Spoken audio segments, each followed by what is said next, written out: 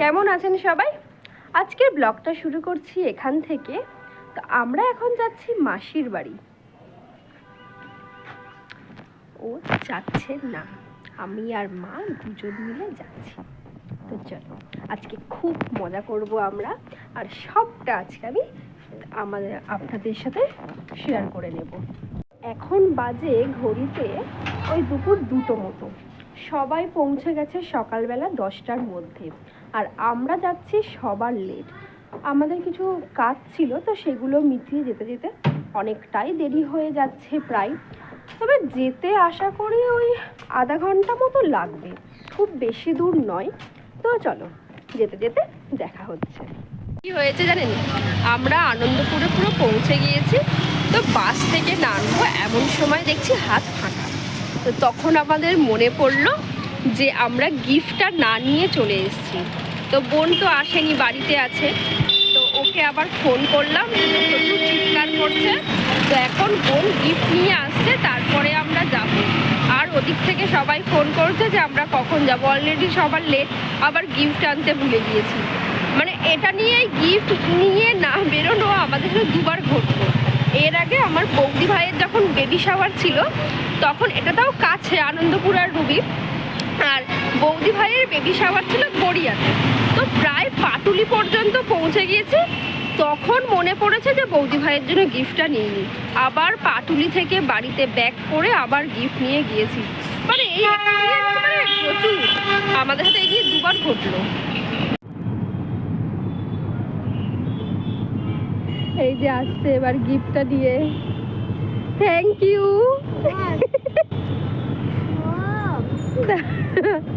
Tata, gift পেয়ে গেছি। Tata. বোনকে টাটা বাই বাই করে আমরা উঠে পড়লাম অটোতে। আর তারপরেই কিছুক্ষণ পরে আমরা পৌঁছে গেলাম আমাদের আজকের ডেস্টিনেশন খড়কি। আমরা বেশ অনেকটা যাওয়ার পরেও রাস্তা খুঁজে পাচ্ছিলাম না, তবে অবশেষে দেখলাম 2 মাসি আমাদেরকে নিতে চলে এসছে রাস্তায়। আর তারপরেই আমাকে মাম্পি মাসি দিয়েছিল সর্ষে ফুল, সেটাকেই আমি এরকম কানের মধ্যে গুজে ঢং করছিলাম। আর তারপরে এই যে এখন ফটো সেশন চলছে এখানে। আর আমাদের যেতে দেরি হচ্ছে দেখে আমার দিদুনা ছোট দিদাও আমাদেরকে নিতে চলে এসছে। তারপরেই আমরা পৌঁছে গেলাম মাসির বাড়িতে। ওই যে দেখা যাচ্ছে সাদা রঙের বাড়িটা।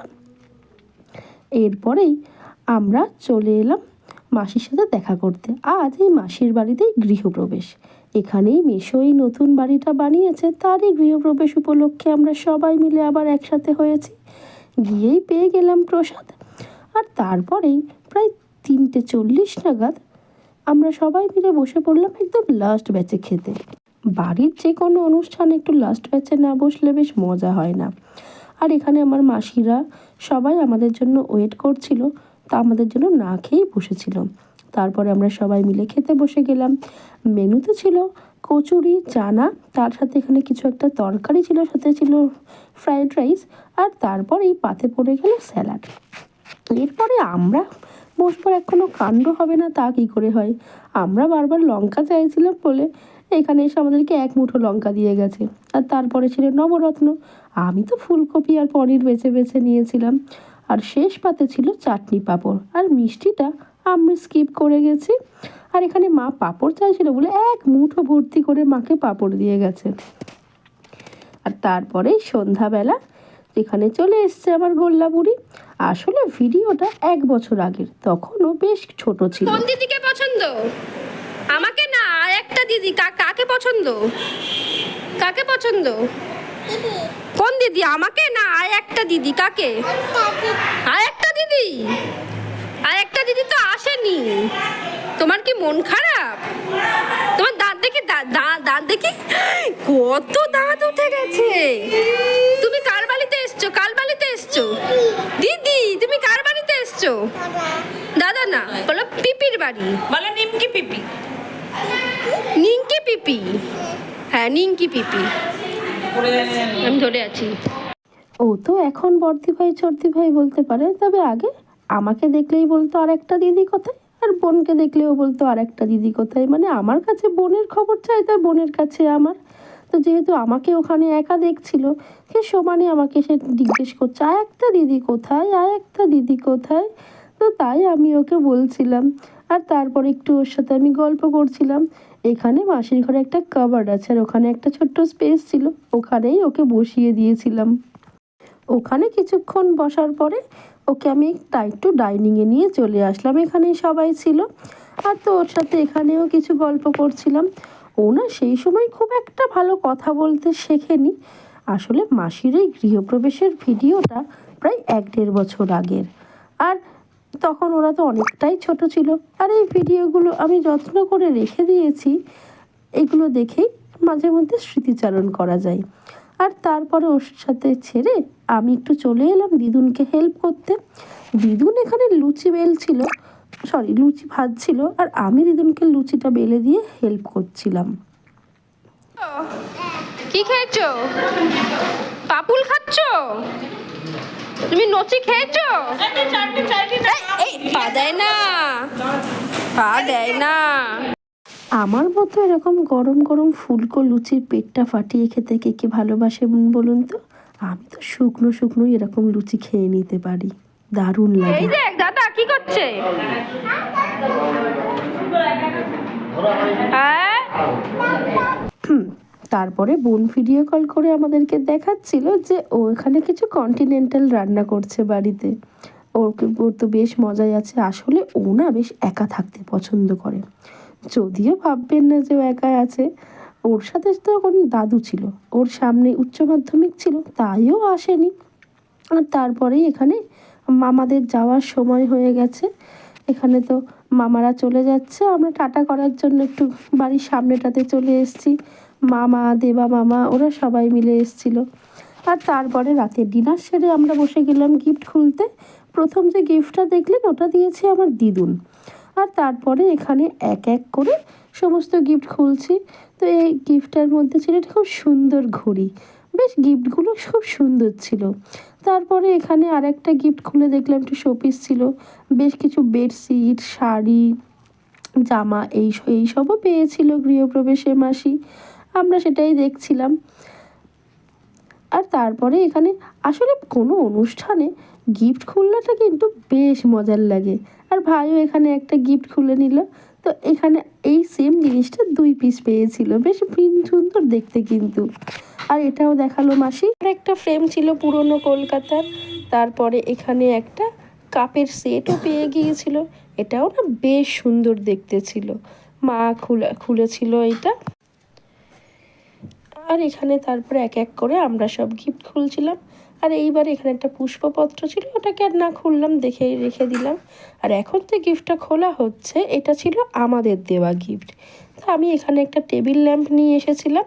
আর তারপরে দেখছি সেজদিদা টেবিল ল্যাম্পটা জ্বালিয়ে বসে আছে, বেশ মজা পেয়েছে। আর অন্ধকারে কিন্তু এটা দেখতে বেশ ভালো লাগছিল।